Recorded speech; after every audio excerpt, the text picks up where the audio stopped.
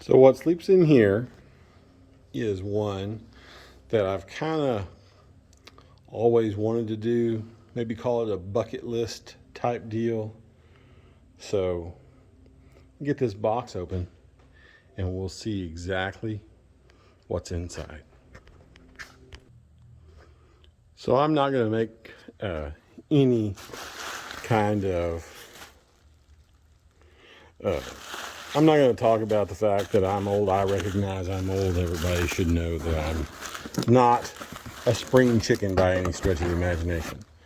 So what's in here is something that is going to require me to pull that out without having a camera in my hand. So give me a moment.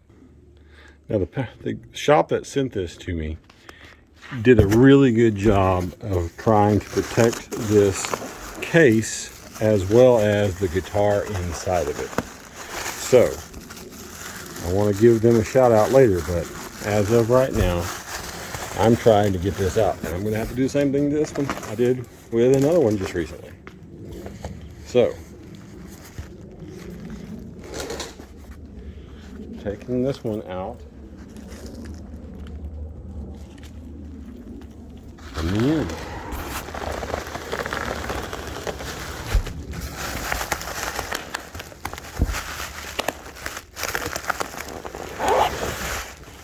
Now that was in there really, really well. So let's get this up onto the truck. So like I say, something every once in a while pops up and you see it and you think, wow, that'd be kind of neat to own. But it doesn't always work out. Sometimes somebody else wants it more than you. Sometimes it's just something that it's not the right time. But at the end of the day, there's something that stops you from being able to get it. And you kind of just blow it off and forget about it, or, something. But fans of the channel will remember that I've talked about having a 77 Deluxe in my past. But that guitar, when somebody offered me more than what I had in it by a significant amount, and I let go of it.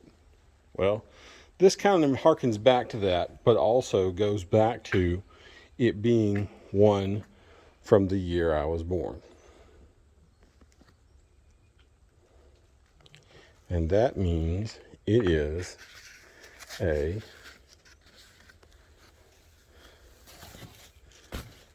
1974 Les Paul Deluxe.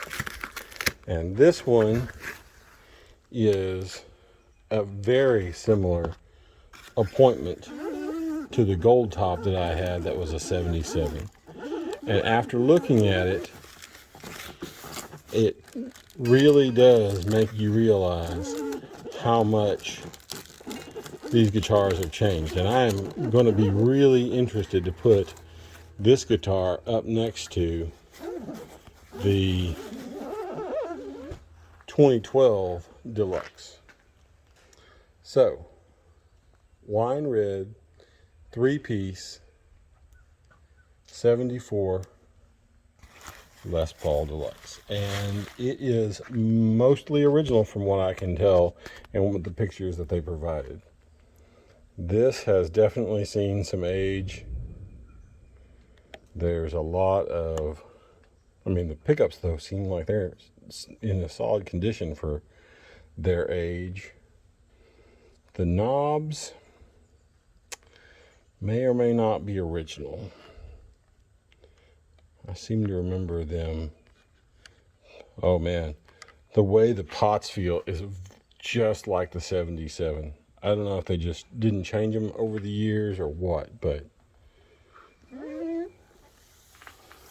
this guitar is a factory second though, and it does have the pancake body. You can see that it has the pancake seam right here with two different tones, but there's a blemish on the back that made this guitar a factory second.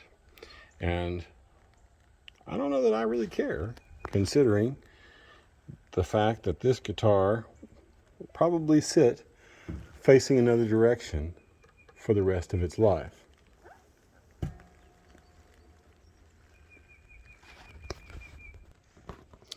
Well, this may not be as happy a story as we thought.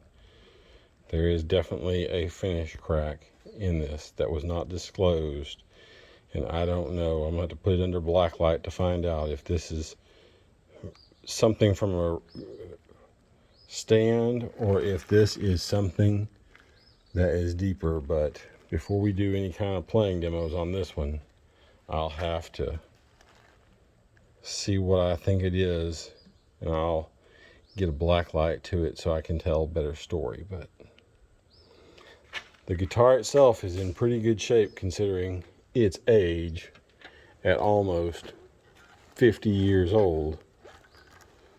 But that may be a deal breaker on this poor baby. We shall see. But anyway, this is just kind of little. I'll do some cleanup on it and see what I find.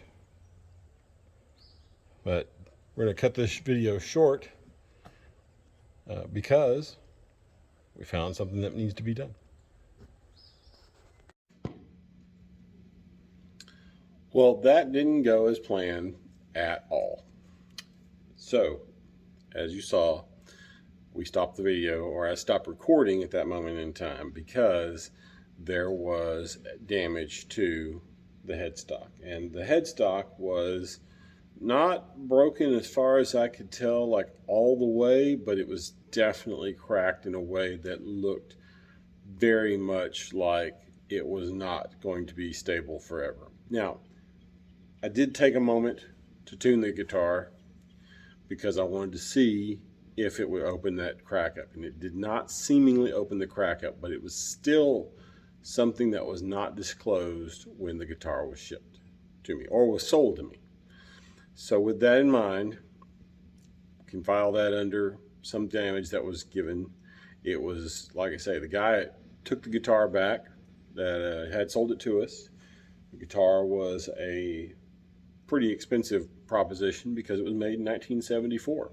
And that is inherently the issue with sometimes things are delicate when they get old.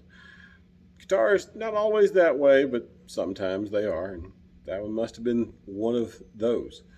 But at the end of the day, I did play it. I did hear it. I did not record it because I did not want to broadcast it as that's what it should sound like, because I don't know.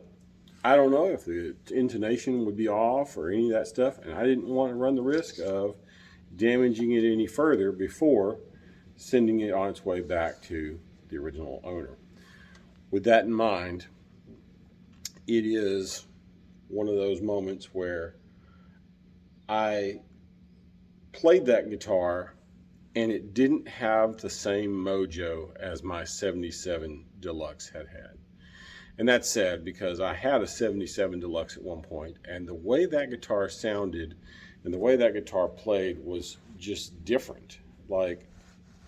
And the 74 did not capture that.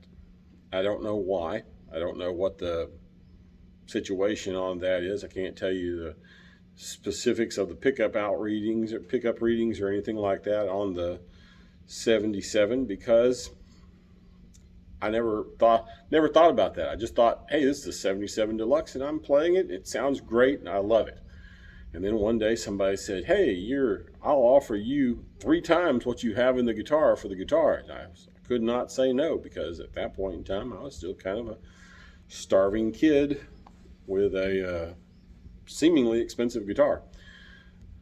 At the end of the day, though, I was able to get this guitar for about $1,000 less. Now, this is a 2001, and it is in incredibly good shape. It is, for a 22-year-old guitar, it is in great shape. What came to me, and it was dirty. And it needed strings badly. And it also needed a little bit of a setup because things had gotten a little out of adjustment over the years. And I feel like the bridge pickup was way up high in the very strange way, but the neck pickup was in great shape and is in good condition. My allergies are killing me because it's bipolar weather season in Texas. So if I cough, excuse me, but that's just going to be part of the gig today. Now, there are some wear and tear marks on the actual, and I don't know if I can get it to focus on that, but there are some wear and tear marks on the headstock, but it all polished up really well. And it feels amazing. Now, this is a 2001 model. It dates to the 308th day of 2001, number 525 stamping.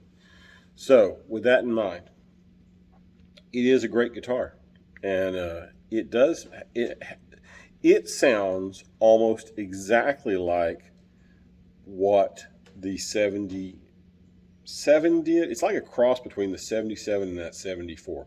Like the neck pickup sounds exactly like the way the 77 did, and the bridge pickup sounds more like what the 74 did. So I'm going to play some clean tones through it because there is an unboxing video that will come along with this guitar as well, but this is just me telling you that this guitar is built 27 years after the 74, and honestly, it plays almost exactly like the 74 did. Now, the sound, like I say, is a little more true to the 77.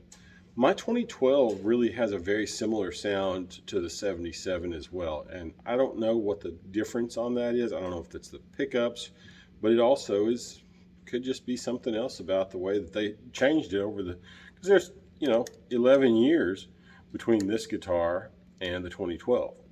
So someone somewhere along the line said, hey, we should do something different, and whether it's the pickups or if it's something else, I don't really know, but someone somewhere changed a little something, or maybe my 77 was just a ringer. Heavens to Betsy, let's not discount the idea that in 1977 Gibson just made good guitars on Wednesdays and bad guitars on Fridays. I mean, cars were made that way, guitars might have been the same deal. But starting off on the neck,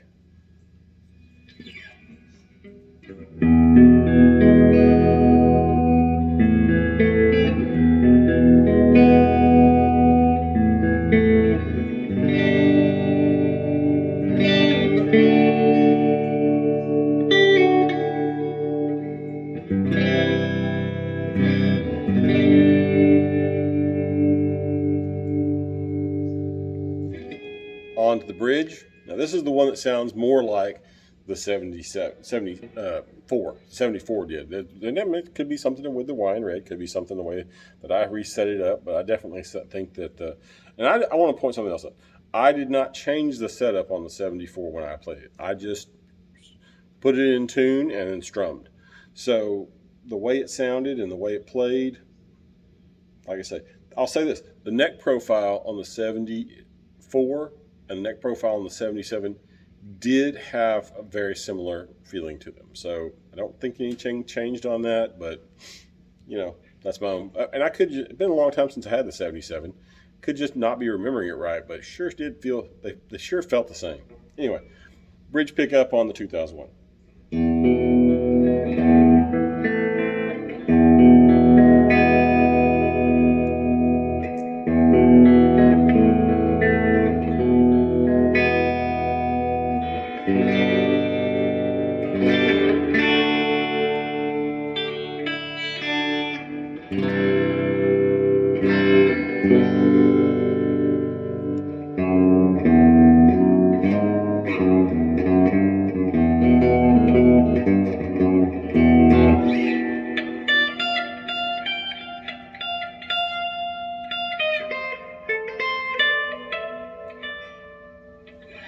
So in the middle, it just has a nice, warm, balanced tone to it.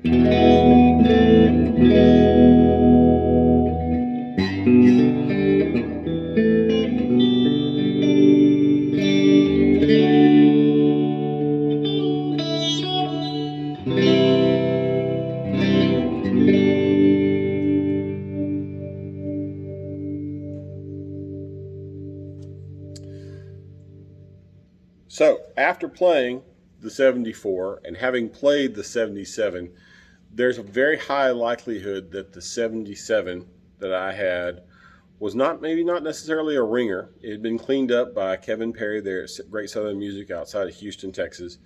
So could just be the way it had been picked, cleaned up, and the way the potentiometers had been cleaned up. Could be all that stuff. But I will say this. The 74 had a different sound, and could just be the guitar wasn't as worn in as the 77, because I'm pretty sure my 77 had some greening on it, and it had lived a pretty solid life before it got to me, and I babied it compared to what I think it had been through in its previous life. Now the 74 did come to me with some damage this guitar does not have, and there was some really serious buckle warming all across here. Nothing all the way through, but there was some, and it was a factory second. It had some hazing up in this neck up near the neck on the body, so it really did have some pretty good wear and tear that had happened to it at some point. But again, for a guitar that's almost 50 years old, it was absolutely not out of the question of normal wear and tear. It certainly wasn't a closet queen. And again, like I say, my $800 77 Deluxe was not a closet queen either. It had definitely lived. As a matter of fact, I'm almost positive that the tuners on that one had been replaced. And I actually found a picture of that guitar the other day. And I might share that at some point in the future, maybe when we compare this one to the 2012, something like that. But it is definitely something that I miss that guitar. I really wish I had not sold it to the guy that offered me the exorbitant amount of money, but at the end of the day, when you're young, you do stupid stuff. I was 24, maybe 25 years old when that happened. So can't really say I know exactly how I would have done it now. Maybe been more responsible, but anyway, at the end of the day, do I think that a 77 or a 74 is better than a 2001 or a 2012? Having a 2001 now as well as a 2012. I can honestly say I do not think that a Norland era is better than a Henry J era Deluxe. And there will probably be comments about that. But historically, those Norland era guitars were the originals. And sometimes you make a rough draft before you make a final copy. And the mystique and mojo of the 77 was, I believe, because it had been used. So it really was probably, on Trogley's scale where he says it's a stage 4, that one was probably a stage 3. It definitely had some relicking that had happened to it because of use. So it not a, it wasn't damaged bad. It was just worn in. And that guitar definitely plays better in my memory. And that could just be that I have fictitiously elevated the status of how well that guitar sounded and played in my head. But it sure did ring right, and it sounded good, and the tone out of it came out just perfect. So, like I say, is it all the same, or is it different? There's no way of telling because I don't have that guitar. But I will say this.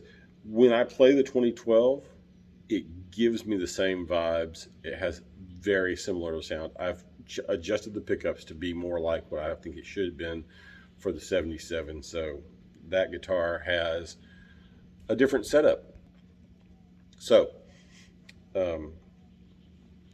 like I say, but definitely if you're looking to save some money, Henry J era guitars will definitely keep up with the Norland era guitars in sound and feel. If you get one that's from the Norland era that just happens to be a ringer, you get lucky. And if it's a good price, knock it out. But these Henry J guitars seem to be a pretty good value, and like I say, they play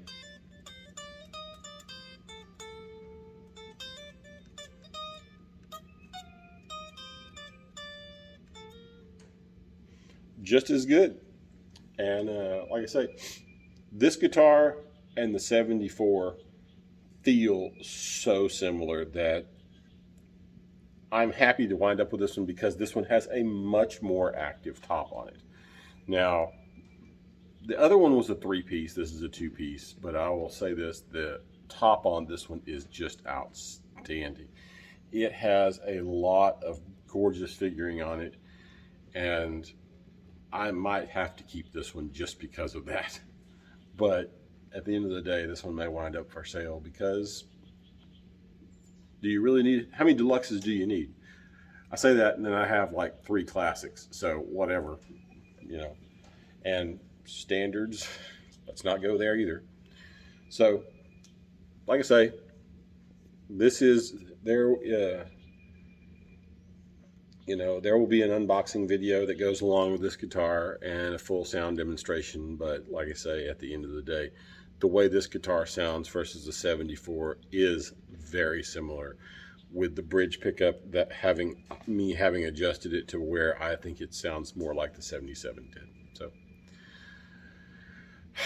classic guitar buying. Sometimes it works out, sometimes it doesn't. Until next time.